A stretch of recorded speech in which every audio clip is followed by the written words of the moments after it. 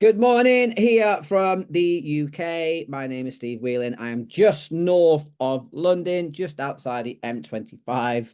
And I'm really excited to be here and to discuss how to develop more skillful and adaptable players as part of the Tennis South Africa National Coaches Conference 2024. I'm unbelievably excited, humble, little bit nervous, but really happy to be here. And yeah, just thank you so much for the invitation and the opportunity to share some of my coaching journey and some of my ideas and thoughts on how to be more effective as a tennis coach.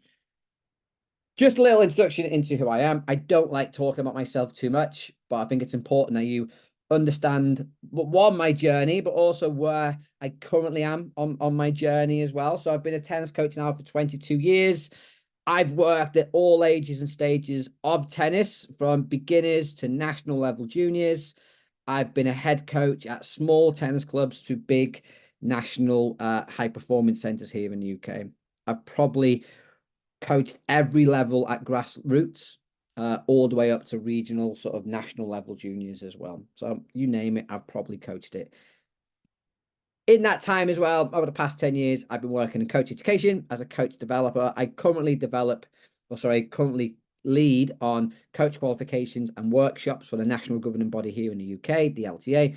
I also develop and lead my own independent workshops under the banner of My Tennis Coaching. Some of you may be familiar with me from things like Instagram at My Tennis Coaching, or YouTube or Facebook. And I like to talk all things tennis coaching, which is pretty rare in the world of social media, where it's a lot about how to sort of what to coach. I tend to talk a lot about how to coach. So hopefully you're in good hands with my experience.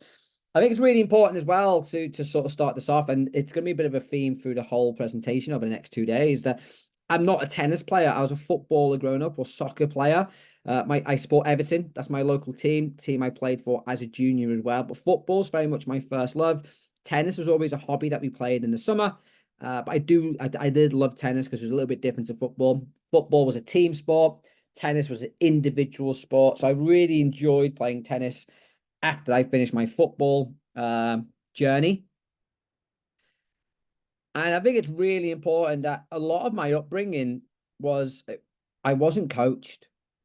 I learned a lot of my sport through play, and a lot of my sporting journey was not in structured lessons. It was playing in the street with friends, whether that's playing football, whether that's playing tennis. My first ever experience of tennis was playing on a road. It was actually on a hill. And we just drew out some lines, and we had to keep the ball inside the lines. It wasn't very big. There was no net, and we just hit the ball, and we had to keep the ball inside the lines. Part of that was just the area I grew up in. I grew up in not the richest part of the UK. And yeah, we just played out. We played sport. We couldn't really afford coaching. Definitely couldn't afford to join a tennis club back in the early 90s or late 80s. So I learned a lot of my sport via play. And when I went to an academy, a football academy, I really struggled. I struggled with coaching, because coaching was very linear, it was very structured. I was told what to do, when to do it, and how to do it. And a lot of my upbringing was just, I learned it myself. I learned how to score goals. So I was a striker. I learned how to score goals, not by being told how to score goals, but getting feel for the game. And then I think something that I've really transferred across to tennis, and especially tennis coaching, is my ability to read the game. I really enjoy working out, okay, what is happening, what might happen, what's the affordances or opportunities for things to happen. And so a lot of my upbringing was through non-linear, unstructured practice.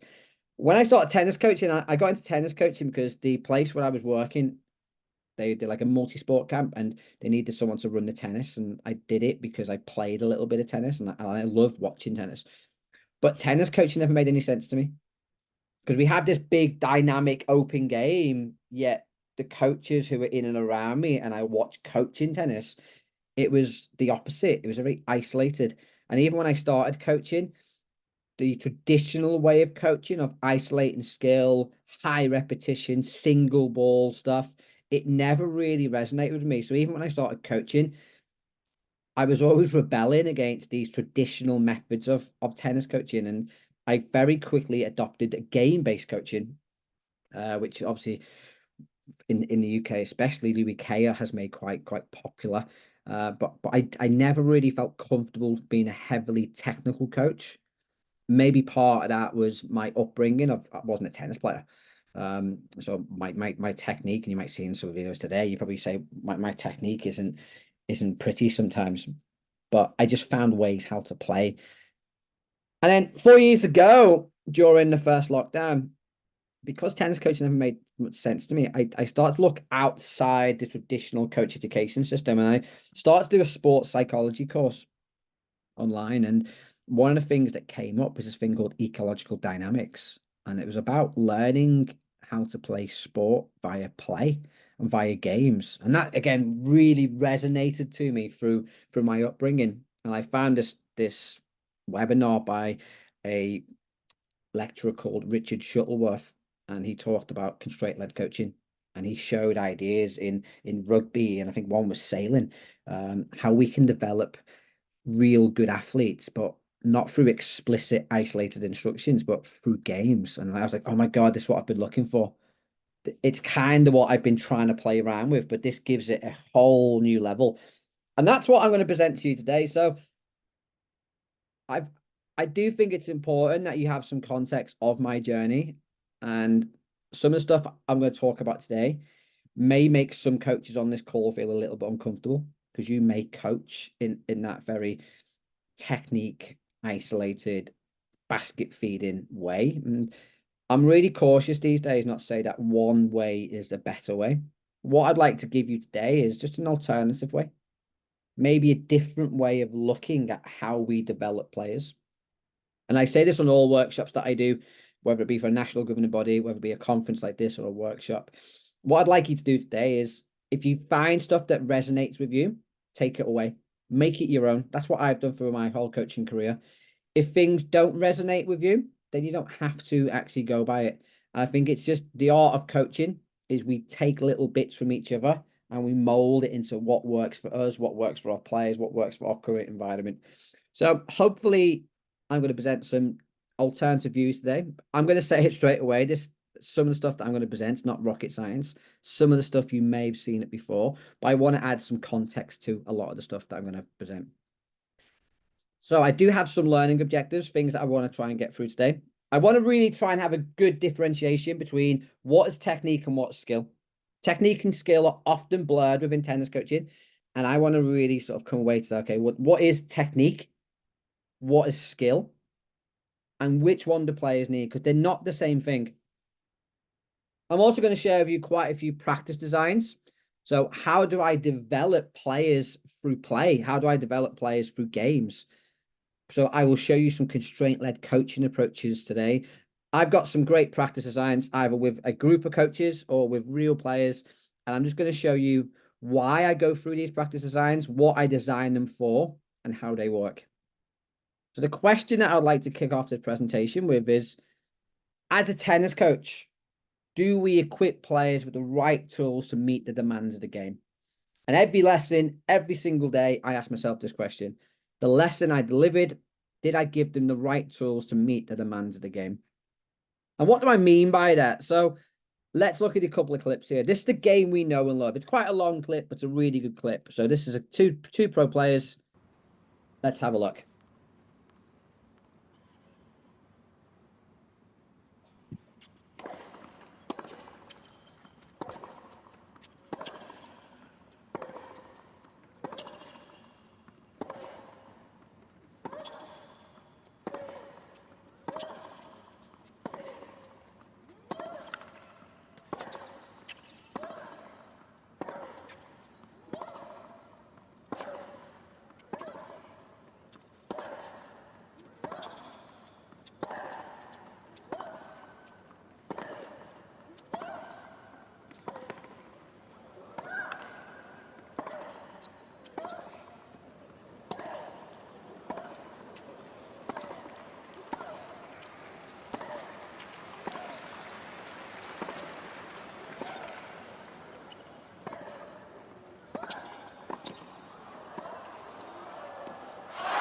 Well, that is an energy-sapping rally, to say the least. So Quite a long point. But for me, that's what really enticed me into tennis in the first place. Watching, I think Wimbledon '92 is the first event I really, really watched on TV. But it's just a battle. It's a battle between two players. They're trying to outdo each other. They're trying to beat each other with a ball. It's very much a battle between two players, and you've got so much going on in there. You've got serve, return, you've got phases of play, you've got attack, rally, defense. You've got players playing from the back, playing cross court, playing down the line. One player then comes into net. There's just loads going on, and that's what we all love about playing tennis. And to me, that's what playing tennis is all about. It's experiencing the whole game in one point. However, this is how I used to coach tennis. So this is from a coach's workshop that I ran earlier this year, and I'm showing how I used to coach and how I'd set up a isolated drill. Cross court forehand. And we got a neutral ball. Okay, don't worry, okay, literally come straight on, so take it easy, warm up first. Cross court forehand. Here we go, get ready. Oh, that's much better. Took the ball nice and early, good timing. Even. So that's how I used to coach. I would take a segment at that point we've seen before, and I'll just try and develop or improve a tiny part of the point. So in this clip here, I'm working on a short ball. It doesn't look like the match. It doesn't look like the game of tennis. And what I found over, especially the first few years of coaching, probably a few years after that as well, that you would do an exercise like this, you do a drill, you put it into a match play at the end, and it would all disappear. It would all fall away. And it used to drive me mad. I used to really think hard about it. How can I work with these players? We spend 40 minutes working on a technique, and then I get into a match and the technique disappears. Literally in a blink of an eye, it's gone. Where's it gone? How has that happened? I've given them lots of repetition. I've told them and showed them how to perform the technique. They then perform the technique really well in the drill. But then once I put it in the match, it disappears. And it used to drive me mad. And again, I used to send players away to tournaments 2-3 weeks at a time. They'll come back and all their technique has disappeared. We spent weeks and weeks of practice blocks working on technique. They go away, they play matches, and they just resort back to what they normally do, or they'll find different ways of performing the technique, and it drive me mad. I couldn't work out why. And that's what led me now. Okay, it must be psychological then. Maybe it's a psychology thing. And that's why I undertook that psychology course in early 2020. But coaches do this. I did this to work on technique, because to me, that's what tennis is all about. To be a great tennis player, you've got to be technically good. Your technique can't break down under challenge. And it's important, right? Well, the definition of technique is to perform a specific way with methodical execution. So technique is just a movement. It's moving in one specific way, and there's a process to follow to complete the technique. So what's skill? Well, skill is a consistent production of goal-orientated movements. So basically, it's multiple ways to perform a movement, but going towards the same goal. And what I discovered when I fell down the rabbit hole of ecological dynamics, that's what we call repetition without repetition. So it's getting the same outcome, but with multiple movement solutions. And that's what led me to ask the question, well, what is more important, technique or skill? Because technique and skill now are two different things. I used to think they were the same thing, but they're not. They're two separate things. Technique is a singular movement. Skill is a multiple movements towards the same outcome. And then I find this great quote by Nadal, and I think Nadal really hammers it with this quote. I'm not going to read the whole quote out. It's quite big, but I'll leave it on screen. But I'll just sort of summarize here. You'd think with all the millions of tennis balls he's hit, the perfect technique will just show up. He should be able to hit the ball clean every single time because he's done so much repetition. But he says in the quote that it's not true, because not only does he feel different every time he plays, so every day is different, every shot's different. The ball will come at him with different angles, speeds, spins, flatter, higher. So for him to be able to hit every shot back, there's going to be slight variations in his body movements. And he says there as well, there's variations in his shoulders, elbows, wrists, hips, ankles, knees, and every shot.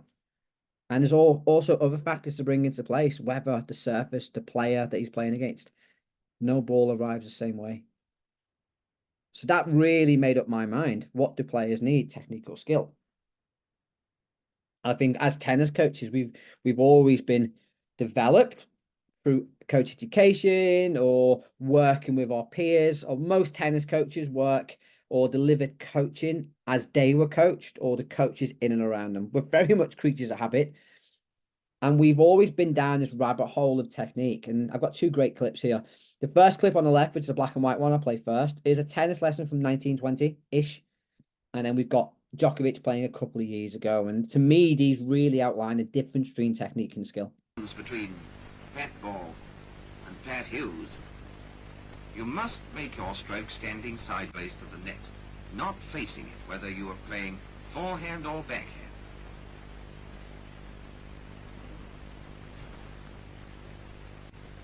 That's better. Let's try it again. No, he's forgotten already. Don't point your toes at the net. Have your feet parallel with the baseline. And get right down to the low ball with your shoulder towards the net and the weight of the body behind your stroke. This is the first and all-important rule of tennis. And although it looks simple enough, and is simple enough in practice, without the ball, it's quite a different problem in actual play.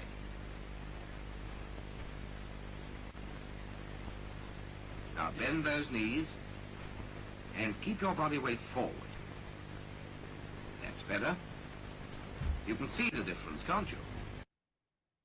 And the question I always ask when I play that clip is, has tennis coaching really changed in 100 years? Still possibly don't see many tennis coaches using their racket to manipulate the player so much. But again, heavy explicit instructions is a very clear way in which the coach in this clip wants the player to hit the ball. It's very prescriptive. It's very technical. It's a very specific way. And there's a process to follow. Hips, shoulders, get low to the ball. But then we look at the game, especially the modern game now with Djokovic.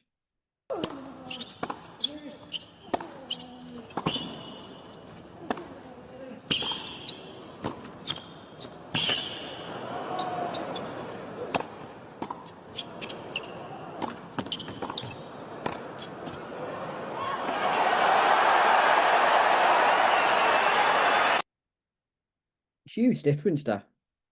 Like, if you look at that clip of Djokovic, like, he's not hitting in a specific way. I think he hits 3 or 4 forehands in that clip, and every forehand is completely different. Completely different forehand. There's no specific way in which he's moving his body. There's no specific way in which he's moving his racket. He's got different intentions for each shot as well. He's also in different phases of play. So why do we focus so heavy on a specific technical way, and we don't appreciate how adaptable and versatile the players are? And for me, it goes back to how we teach it. So a tennis drill tends to be repetitive movements. We take away the decision making. So in the clip that I played with me coaching, I'm telling the player, forehand cross court, first ball, short ball going inside out to the open space. So I'm giving the player all the decisions. I'm also telling the player how to hit the shots as well.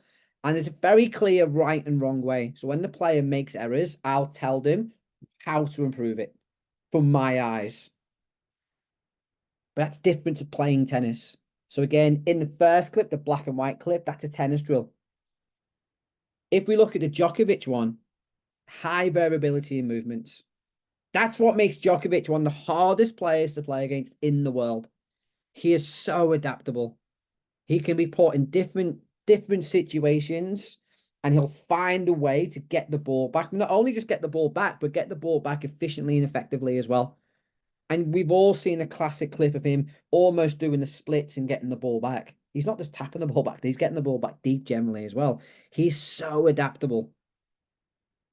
Decision making is central to that process. He's making decisions all the time: when to attack, when to defend, when to go full stretch, when to try and get back behind the ball, how hard, how high, how much spin to hit the ball. He's constantly calculating lots of different options and solutions to the problem that he's faced.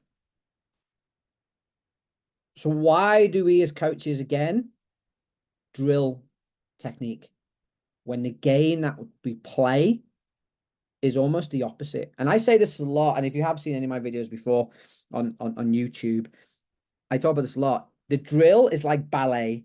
We teach perfect movements. It's easy to control. It's all fluffy, and I can make you look pretty good. But then we send our players into a match, and it's like a mixed martial arts fight. Your opponent's got multiple ways in which they can hurt you. You've got multiple ways in which you can hurt your opponent. And you've got to be adaptable to the moment in front of you.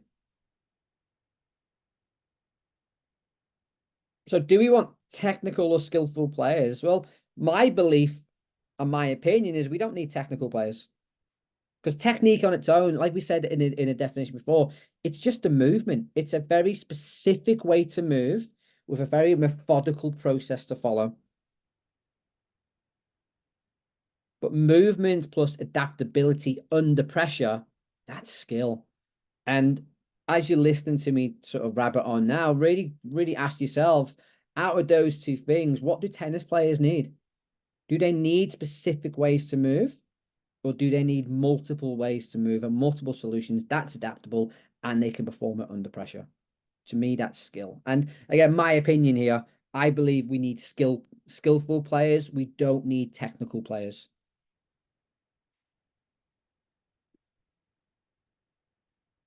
And I'm going to show you now quite a lot of practices with players and coaches. And one of the criticisms I get a lot is, oh, you just play games, Steve. You play these games and they look fun, but where's the technical coaching? Where's the skill development? First and foremost, it's all hidden. The players will be developing technique, if you want to call it technique, or skill movement solutions. They'll be developing it and they won't even know it. And these are sort of just my outliers of, or outline of what I want the players to be able to do really well. I want them to have a better degree of perception. Can they read the environment in front of them? And obviously we've got the ball, the opponent, but they also have to interact with that environment as well. I'm looking at a few of them today. The weather, the crowd, the court surface, the type of ball that they're using. We need to develop the perceptual skills, how much information the player takes in from the environment, because that's going to affect the behavior massively. And we'll talk a lot about that tomorrow in my presentation on the serve. With the perception and the reading of the environment, can they start to anticipate? If I hit the ball really deep and I push you back and I can see you're off balance, can I anticipate a short ball? If I leave you a short ball, can I anticipate which way you're going to hit the ball and attack? Without perceptual awareness, without using our perceptual skills, our anticipation won't be that good. So can we really almost, I say to the kids, can you almost be like a Jedi? Can you see things before they happen? Can you almost read the game? Goes back to my football background before. I was really good at scoring goals because I could almost imagine where the ball was going to be put. And I put myself in those positions, beat the defender and score. And that was all about just the way I looked at the environment and how things were evolving and sort of changing in front of me. That's why I was a pretty good footballer. That will then tie into the decision making. One thing that I've really changed with my own coaching over the past 4 or 5 years is the amount of decisions I make as a coach. When I first started coaching, most players would come to me and I'll make all the decisions, tell them where to hit, how to hit, what they do next. But in a match play environment, there's no coach there generally. They might have a crazy tennis parent telling them that stuff. But more often than not, it's the player making the decision. So now 90% of the decisions players are making on my lessons because it's so important for players to do. And with all that, I've got to develop the perceptual motor skills. So they've got to be adaptive and versatile movements. And they're just the agility, the balance, coordination, and the speed. But we're going to link it in with the perception. So they're not technical motor skill movements. They're going to be perceptual motor skill movements. And we'll look at that in a few seconds. And then the players have got to be able to reflect. They've got to be able to feedback and reflect in the moment. What's working, what's not working, how can they adapt, how can they change something, how can it be more efficient and more effective. And again, a lot of that stuff, big change from my early coaching years, the players feedback now more than I do. I might give an opinion if the player asks for it, or if the player's struggling to come with their own feedback, I might offer some hints or some cues. But more often than not, the player is reflecting in the moment hot, or they may reflect a couple of days later cold. And these are my golden rules of play before we get into the practice designs. The game must encourage the player to interact with the environment. Perceptual motor skills involve scanning and using the environment in front of you and then finding movement solutions around it. So there has to be something to interact with. That might be an object, a ball, a balloon, an opponent, space, score, etc. There always has to be something the player can interact with. The game must present players with decisions to make. There has to be a high level or some variability, multiple solutions or problems to solve. The game has to be competitive because that's the game of tennis. My role within all this is set problems. The player's job is to find solutions. And they're the golden rules of play. So I'd really encourage you to probably take a screenshot or take a picture of this screen as I go through the next sort of 10, 12 practice designs and drills. Just look at them and see how the player interacts with the environment. Look at what decisions the players may be being asked to make. How is the exercise or practice variable? Is it competitive? What problems are there to solve? And is the player in the clip find the solutions? So there's quite a lot of theory there, but I think it's important, especially because we've got two presentations on this, that we set the scene, we set the context, we understand, okay, when I do these practices, there's quite a lot of thought and theory and intent behind them. It's not just setting up a practice or seeing a practice on Instagram and just bringing it to the players. Okay, well, what do I want my players to develop? And how can I create an environment that they can interact with to improve that skill? And it all starts with a warm-up or the blue stage. So this is a little warm-up I did a few weeks back on a coach's workshop. So the game is relatively, I'll say it's a lot, simple. You've got one player in the middle and you've got players on the outside. The player in the middle has to get onto a spot on the outside. The players on the outside have to change spots. It's a bit like musical chairs without the music. And the idea is to see, okay, getting the players to interact with the environment. So not only are they interacting with the spots, they're interacting with each other. There's no audio or visual cue when to move. So one player makes the decision to move. And then it's all about decision making, problem solving. Can you find an empty spot? If you find yourself in the middle, can you actually get back on the outside? And it's quite interesting in this clip because these are all coaches. And you look here, they'll start just running around in circles. So they're picking the easy solution first.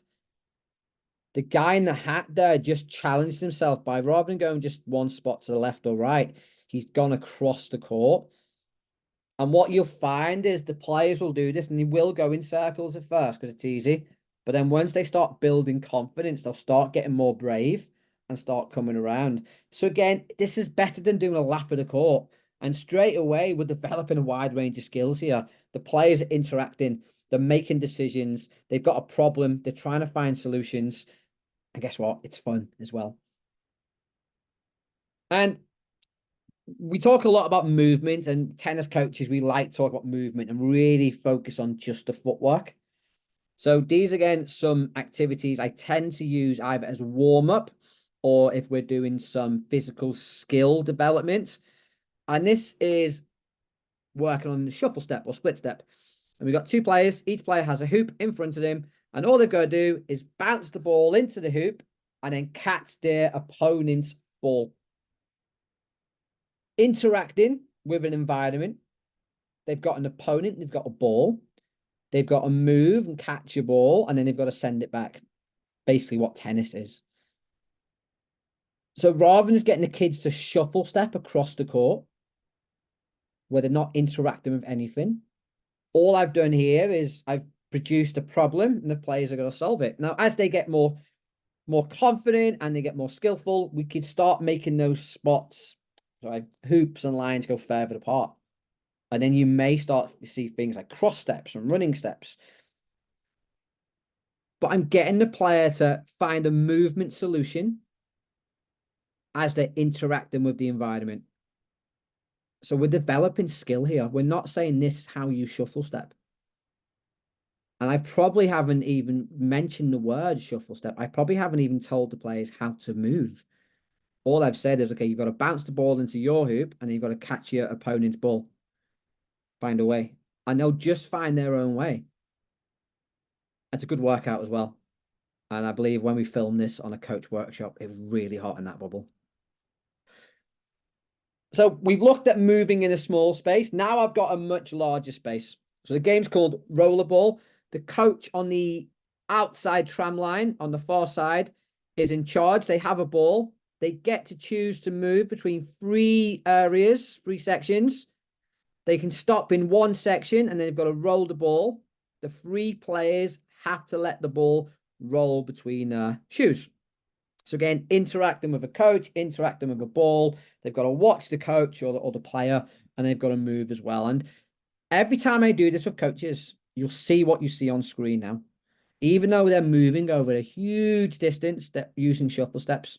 Now, we know as very experienced coaches that if you're moving over a bigger distance, a cross step and a run step is probably more efficient and effective.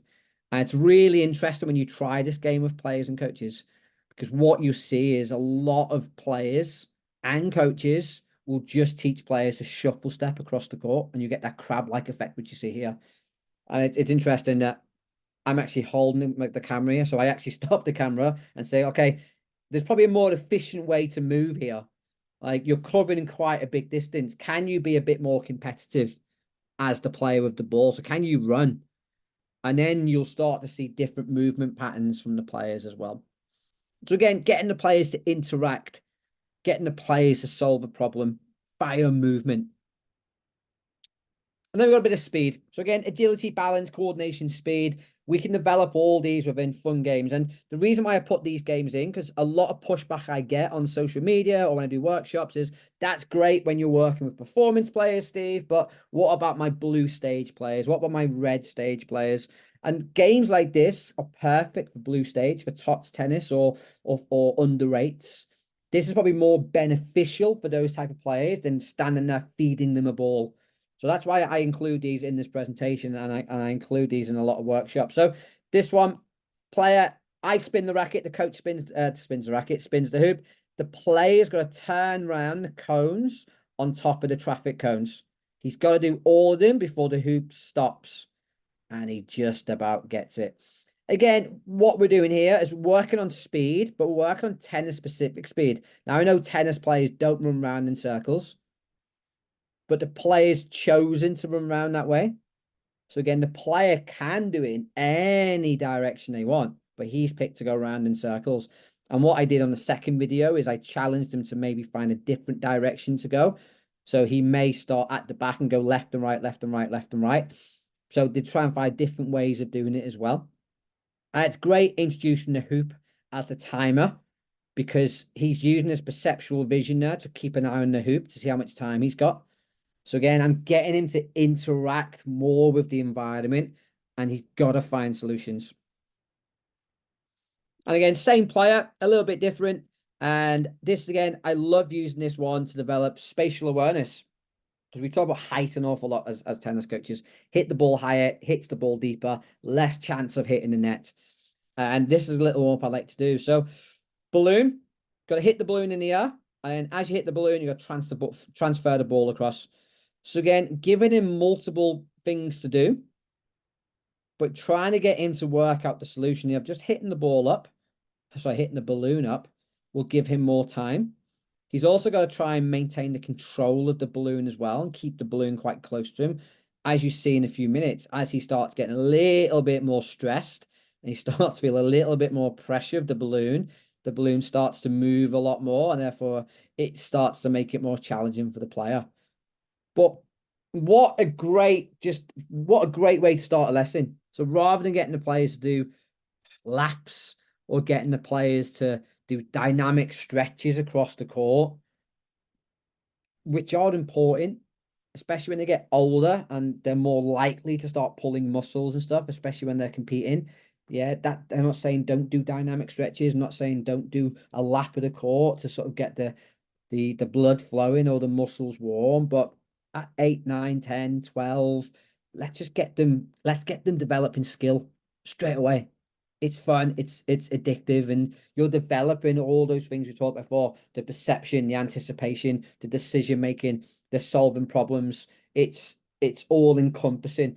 And like I mentioned before, they'll do these type of exercises and they won't even know they're learning.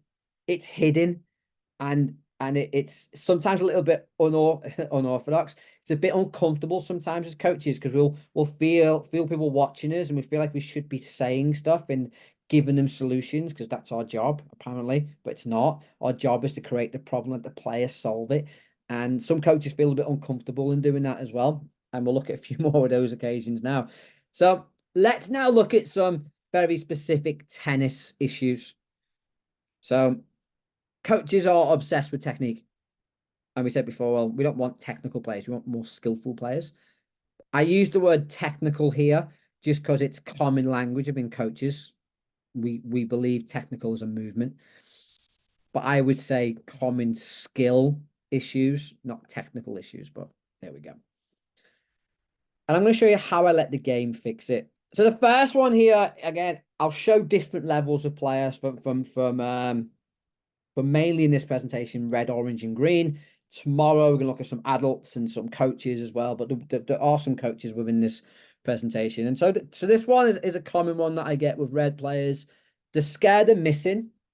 So when you put the net in the middle of the court, what tends to happen is the player slows down the ball and taps or punches the ball over. Why? Because they're scared of missing. They're scared of hitting through the ball and hitting the ball out. What coaches would generally do here is they'll put the net, sorry, they'll put a line of cones out. Okay, hit the ball past the cones, or hit the ball into the tram lines.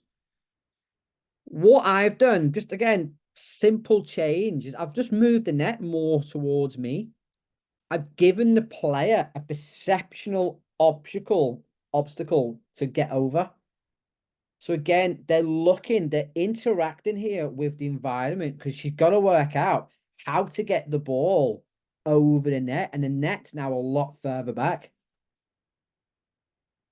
So I'm getting the player to hit the ball deep, but I've just manipulated the court space. And you can do this with orange and green and yellow ball players. You just get a roll down line or throw down lines, and you can adapt and move the baseline similar. So one side might have quite a big court, one side might have a smaller court, but obviously the main net won't move on a full court, orange court, green court. But I'm just trying to give the player a movement problem here, in terms of she's got to find a way of hitting through the ball more, or at least hit the ball higher to get the distance. So I've just given her a problem. I'm going to move the net. You will get some crazy looks from parents and stuff when you do this as well. But that's okay, because we're not coaching parents, we're coaching players. And when you do these type of activities, the kids love it. Adults, believe it or not, love it, because again, it's play. We all love play. And this is what we're doing. We're trying to develop skill within a playful setting. Another common issue is contact point. So if I had £1 for every time I heard a coach say, hit the ball in front, I'll be very rich and I wouldn't have to do presentations or workshops, even though I love doing presentations and workshops. But what is in front? Your in front and my in front might be two completely different things, because we have different levels of perception. I'll use that word a lot, perception. So this is a game that I use a lot. It's called two-touch tennis. All you have to do is take 2 touches. First touch is control, second touch is ascend. what I'm finding here, what I'm trying to work on is I'm trying to get the player to touch the ball out in front of them. If they don't touch the ball out in front, the ball's going to spin off and it's going to be very difficult to send it back on the second go. Now, we've got some coaches here who are pretty good. If you watch the lady in the far side, she does it okay here. Now, watch the next one. She makes contact late. It breaks the contact, and you see how the ball spins. So even with an adult with a small court outdoor red ball here, if she doesn't get the contact right on the touch, it breaks it down. So we're developing awareness of what the contact point needs to be without telling them where the contact is. They're going to work it out themselves. Again, they're solving problems here. The game is giving them problems. They have to come up with solutions as well. And you can do this with any level. Orange ball, yellow ball, green ball, adults, performance players. Again, for me, it's a really good one to develop that feel of touching the ball out in front. This is another issue we have, especially mainly with adult beginners, where players just get too close to the ball. They get too tight, therefore they can't really swing efficiently and effectively. So what I've done with this player is, okay, well, the ball has to bounce twice then. If the ball has to bounce twice, she's going to have to get herself behind the ball. Again, a common phrase I hear up and down the country when I'm coaching, get behind the ball. What does behind the ball actually mean? What does get behind the ball actually feel like? By getting her or constraining her to, she has to let the ball bounce twice. You can see here, she has to get herself behind the ball. If she doesn't get herself behind the ball, she's going to be too close to it. And I think it's really important when we do these type of activities that we allow the player to say, okay, yeah, we understand that you won't play a game of tennis like this. But at this stage, we are training you to be more skillful. This is more challenging, believe it or not, than one bounce tennis. Because you've got to get your whole body weight behind the ball to be able to hit the shot. So imagine how easy it's going to be when the ball only bounces once. And you may have to do a little of education with the parents as well and explain the method. And you explain the difference between technique and skill. But as you'll see again with all these practices, there's interaction. It's not isolated like a classic drill. There's sending, there's receiving, there's variation within the ball, and the player is completely interacting with a tennis environment. It looks and feels like tennis, much better than that activity I showed you before when I was feeding the short ball. Backhands are a common issue with players. The players don't like hitting backhands. So a little bit like the two-touch tennis rule, this one. But in this exercise, you're allowed a maximum of 3 touches. The third and final touch to send has to be a backhand. You can hit the ball on both sides, but you've got to send it with the backhand. And again, really good for getting players to hit more backhands. Because again, if you watch any practice session tonight, when you go back to your clubs, most players are hitting forehands. Why? Because it's the easy, well, it's the strength. It's a shot they like. They don't want to hit many backhands. But we need to develop the backhand just as much as we do the forehand. And you see here, I can decide to hit it straight away with my backhand if I feel confident enough. If I don't feel confident enough, I'll take a touch. I'll control the ball, get myself set underneath, and play. So the player here makes a decision to control it, and then she plays a shot. I control it. I then play the shot. And we're just creating volume on the backhand. We're getting more backhands in play. But also contact point, perception, decision making, interaction. I'm sure you're getting the idea now. This is probably my most classic and famous drill that I've used the longest over the years. And it's height. So when players hit, they hit the ball really low. All I've done here is put a zombie in the middle. So the zombie in the middle has to stay down. They have to keep their backside on the floor. And the 2 players at the back have to play the point out over the zombie. If the zombie touches the ball, the player loses the point. And coaches have done some stuff like this over years. Like they'll put a line over the top of the net, get the players hit over the line. The problem with a line is it doesn't move. And like you may put cones and lines out, but that doesn't move either. By putting a human there who's moving their racket, you're creating that variability and that decision making. And again, a really good fun game. The kids love it. The kids love being zombies more than playing, which is a bit crazy because just the name, I think. But again, the zombie there is now deciding when to try and go for it as well.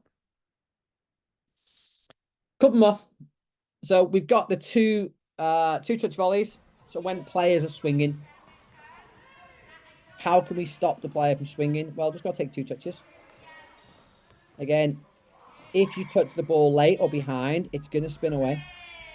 So the player is working on feel here, keeping the ball out in front of his shoes. If he doesn't keep it out in front of his shoes, he's going to struggle to play this game. And a similar one with slightly older players here. So again, swinging on the volley is a big issue. So all I'm getting the players to do here is they've got to have their racket on the opposite side of the net. The player on the service line in this game can't hit the ball straight at them with power. They can jam them up, or they can try and go past them. They can't lob either. And we're just trying to get the player to keep their racket out in front. They're not taking their racket back and then not swinging. So I'm just using, again, getting the players to interact with the environment. They can feel the net. They can feel their racket in front of it as well. And I'm just getting them to develop a movement solution to a problem. And last but not least, confidence with the overhead. So we know that the serve is difficult. I've got a whole presentation on this tomorrow. But also the smash is difficult as well. And players lack confidence because, to be honest, we don't practice it enough. We don't practice enough serves. Talk about that a lot tomorrow. And we don't practice enough overheads. So in this practice, Ready? I'm going to mute it, sorry. In this practice here, I serve, player controls it and catches it. When they catch it, they have to hit the ball from that position. They're not allowed to move their shoes. So we've got a little bit of differential learning here. So are they adaptable? Can they hit the shot from different parts of the court? And I'm working on repetition without repetition. It's an outcome. It's the same outcome, getting the ball over and in, but it's a different movement solution. She's got to find different ways of hitting the different serves or smashes from the different areas. And this is much better than just standing there, hitting a serve into an empty court. Again, we'll cover that much more tomorrow.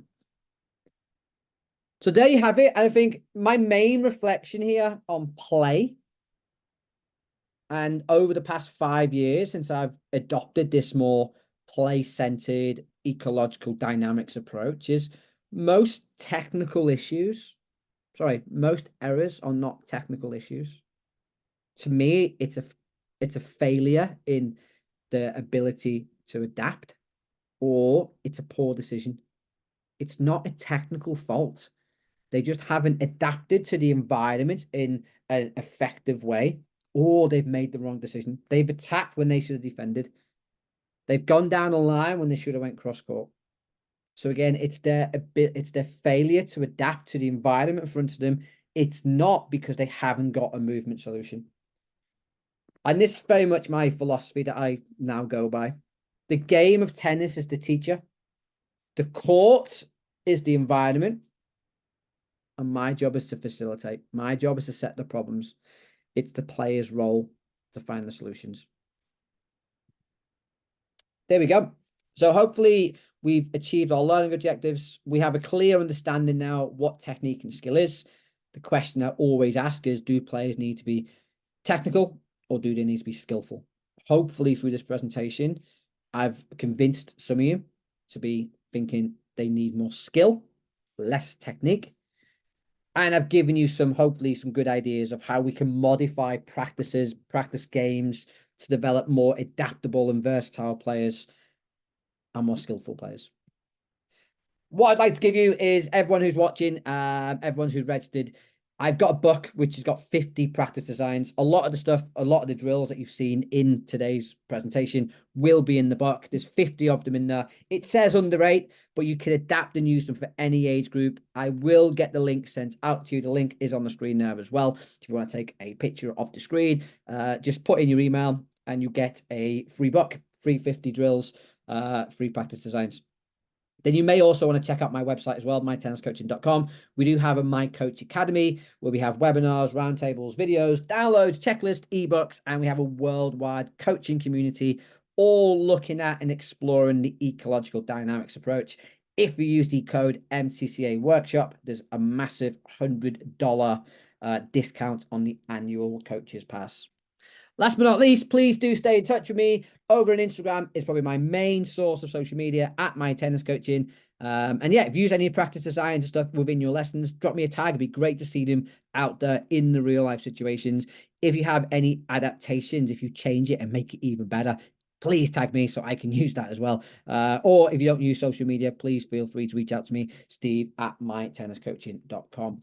And that's it. Listen, I really hope you enjoyed that. An hour. I've tried to cram in as much as I can in this hour. Tomorrow's presentation is all on the serve, how I develop the serve via play. So again, following on with a lot of the theory that we looked through today. But yeah, thank you so much. Thank you for the opportunity. And yeah, thank you.